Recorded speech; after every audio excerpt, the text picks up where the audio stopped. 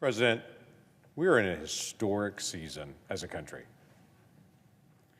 We're pausing to ask ourselves a question that, quite frankly, we've not really asked ourselves in a long time.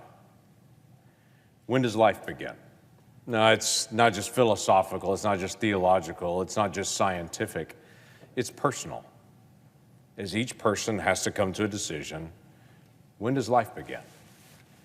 And when the Supreme Court made the decision for the Dobbs decision last summer, that actually put America back in the position that it had been in historically.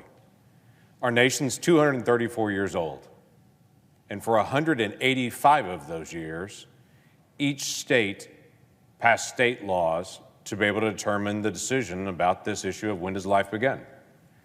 So the Dobbs decision was not a radical decision. It's the typical decision for Americans, quite frankly, for 185 of our 234 years. But it doesn't settle the issue of abortion. Abortion is still legal in America. As much as there's all the noise around the country right now that abortion's somehow gone away, it certainly has not. Abortion's still all over the country. But it's pushed Americans, and it's pushed Americans specifically on this one issue. When does life begin? Quite frankly, I've had fascinating conversations with people over the past 8 months that they'd never actually contemplated this issue. They've just never stopped to be able to think about it. They just said abortion's legal.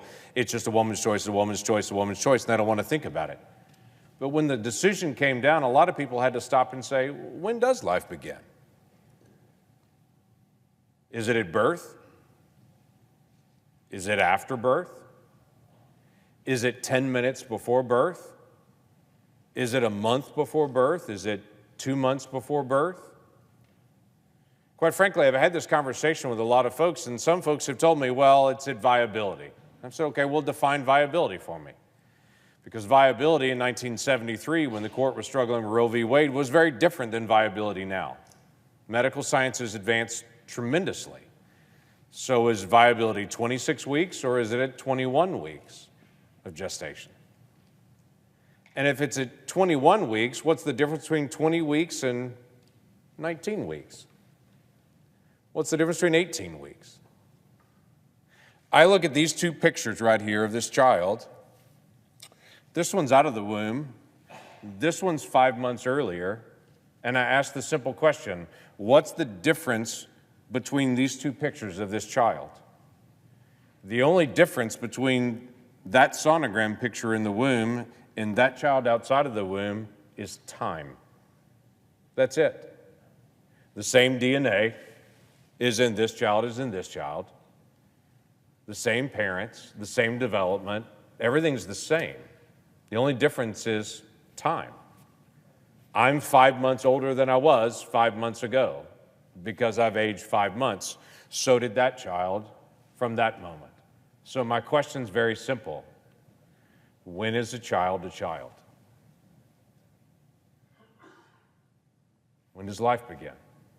Is this one not alive and this one is alive simply because he's 5 months older?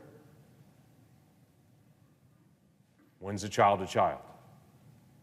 For 50 years, there have been a group of folks. This year, there were tens of thousands that gathered out on the mall just to be able to celebrate every single child.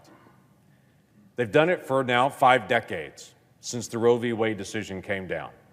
They've gathered them in the mall and they just said, we believe every child is valuable.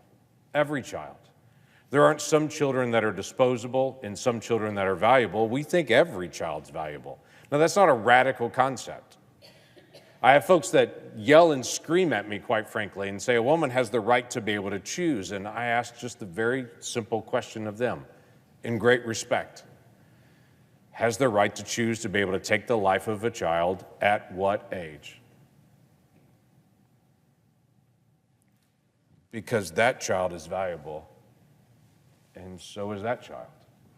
Because it's the same child, just at a different age.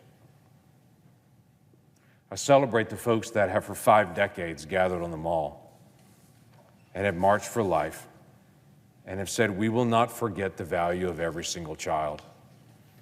Because tens of millions of children have died in this country in the last 50 years after the Roe v. Wade decision. And while abortion is still available in America, everyone's having to pause and ask a simple question. What do I believe about life? Not what's convenient. What do I believe about life?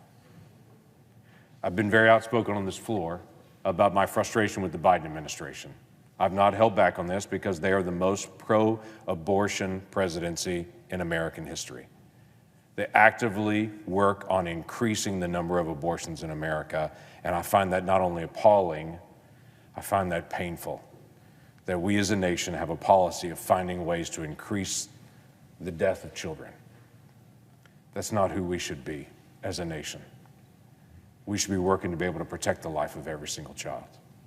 The most basic science that anyone will work through is if you look at this child in the womb, there is no difference in this child and this child outside the womb. That is the most basic of science. And if you want to look at science, look at science. But then ask yourself the personal question as well. When does life begin? The argument about abortion, it's not just a legal argument. Everyone wants to take it to a legal issue, quite frankly, because of this body is a legal body. But the issue of abortion is not just a legal issue. And it's not just about making abortion illegal in the country. I would tell you, I'm working to make abortion unthinkable in this country because we look past the convenience and look to this child's face and to say, why does that child not deserve life like every one of us? Because at its most basic level, there is no difference between any one of us in this room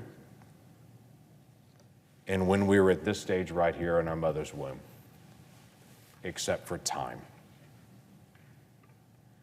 So I ask this body a simple question. When does life begin? And are some children really disposable and some children are valuable? That's the question each of us need to decide. And I'm proud to stand with those who have marched for 50 years to say, children are valuable. All of them. All of them. With that, I yield the floor.